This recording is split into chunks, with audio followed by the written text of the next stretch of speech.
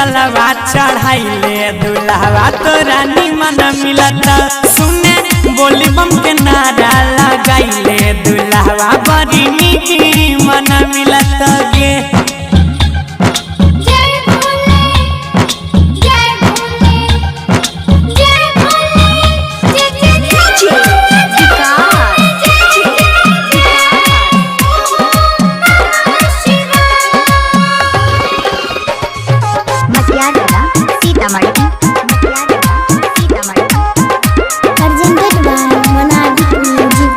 मौका पर मिलता है एक साल बाद के बाबा पुराई देता मन के मुराद के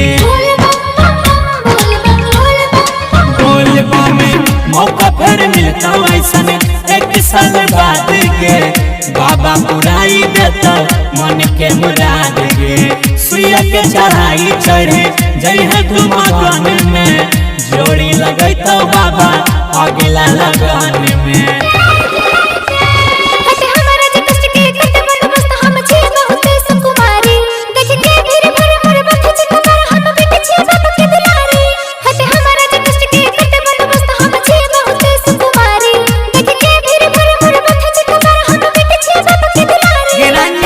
भोला जी पे जलवा चढ़ाइले दुल्हवा बड़ी निमन मिलता सुने बोली बम के नारा लगाइले दुल्हवा बड़ी मीठी मन मिलता गे। प्रेजेंटेड बाय मोनालिक म्यूजिक।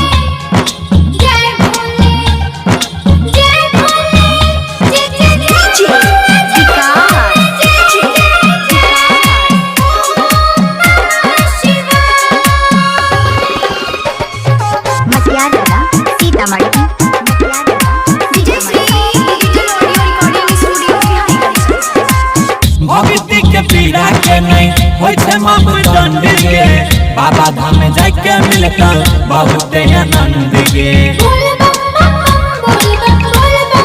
बोलबा में भक्ति के पीड़ा के नहीं होय छे मापदंड गे बाबा धाम जाके मिलता बहुत आनंद गे। सावन में देवा घर के अलग नजारा है जलवा चढ़ावे खातिर जुटल जग सारा है।